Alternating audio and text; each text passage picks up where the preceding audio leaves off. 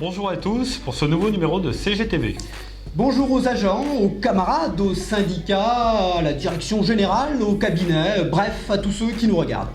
Pour commencer, faisons un point sur le projet de loi Macron.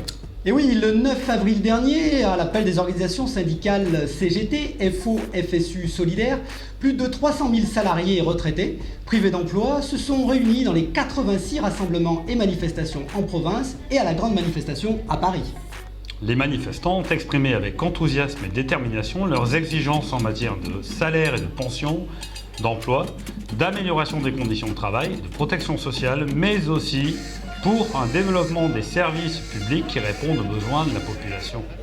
Et oui, comme le disait Henri, la régression sociale ne se négocie pas, elle se combat.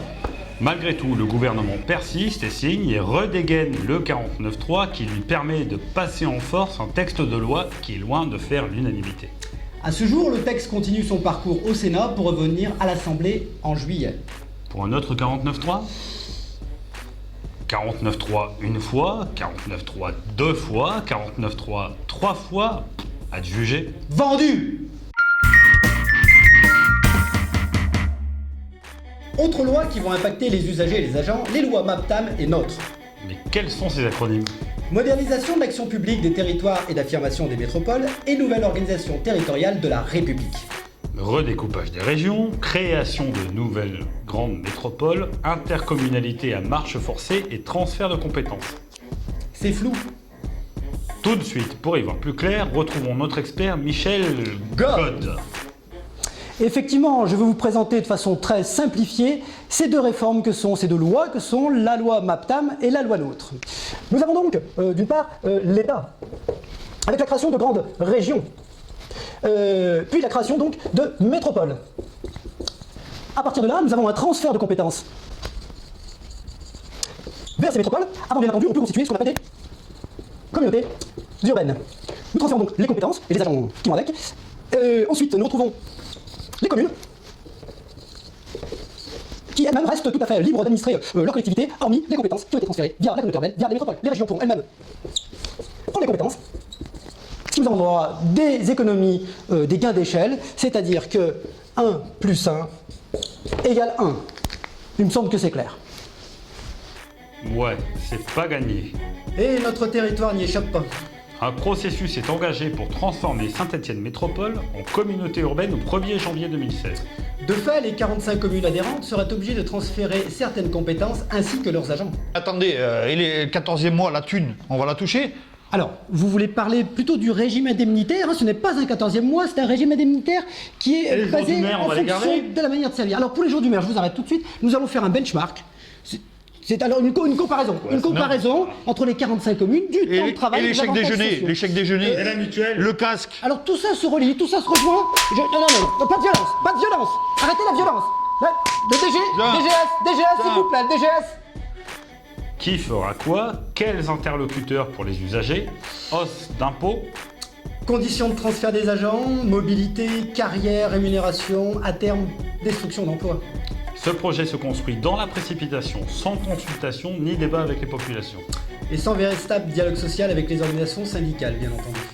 Chaque conseil municipal devra délibérer, alors n'hésitez pas à interpeller vos élus.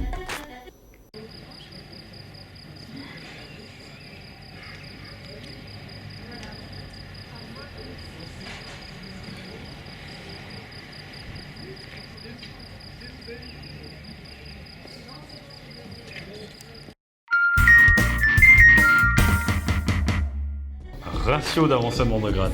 Enfin, le CTP du 30 juin a acté un ratio d'avancement à 100% dans tous les grades et pour toutes les filières.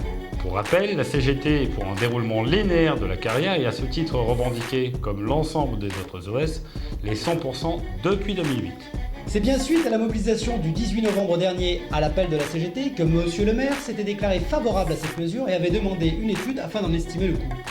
Dès la CAP du 13 octobre, l'ensemble des agents remplissant les conditions d'ancienneté seront donc proposés à l'avancement de grade.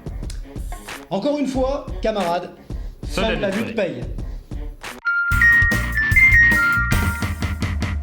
Ça chauffe dans les écoles en cette fin d'année.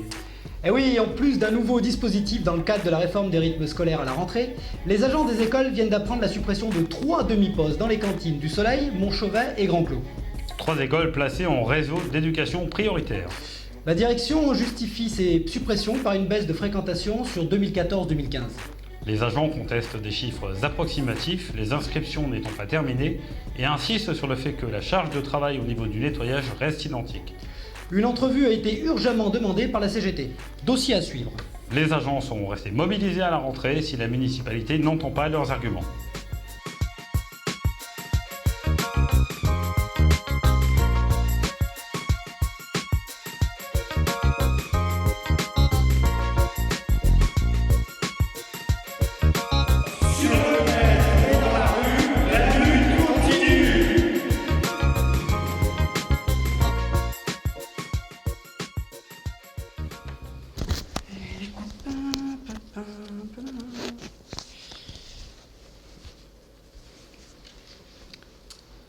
Alors là, c'est mes lunettes qui vont pas loin. Mais quels sont ces acronymes? Mais quels sont ces acronymes? Mais quels sont ces acronymes? Mais quels sont ces acronymes? Putain, il veut pas venir celui-ci. Allez. Plus limpide pour les usagers. On va la refaire. Pour rappel, la CGT est pour un déroulement linéaire de la carrière et à ce titre revendiqué, comme l'ensemble des autres OS, les 100% depuis 2008. Pour rappel, la CGT est pour un déroulement... Merde, tu viens de le dire. Il y a de l'écho. Énième, pardon, excusez-moi. Il s'agit d'un régime indemnitaire versé en plusieurs fois, notamment en fonction de la manière de servir, du présentéiste. Attends que j'en chie une ou quoi là? Putain